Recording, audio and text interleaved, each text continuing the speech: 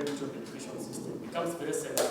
Civil society groups are now defending the Gen Z movement, describing it as constitutionally protected right to associate and protest.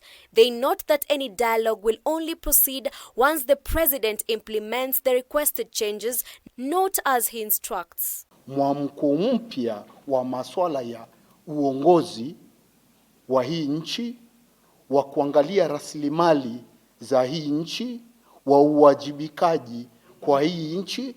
Ndio maana wanatofautiana sana wakiangalia zile mambo William Samoei Ruto na Kenya Kwanza government ilisema wakati wa campaign.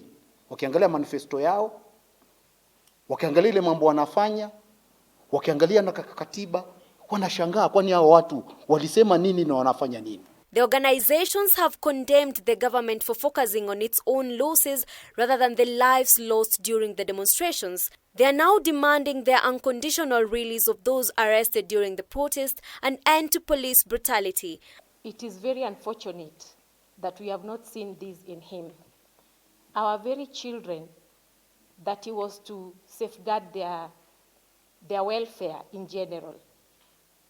Today, as the mothers of this nation, we have buried so many of them. Within a span of 1 month, we have buried over 50 children.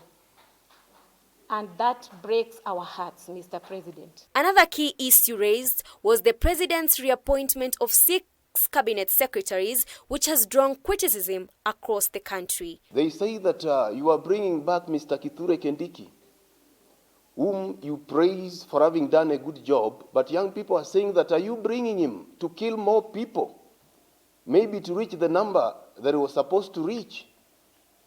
They are saying that if you are bringing the same people that you fired, then the bloods of the young people have been spilled on the streets in vain.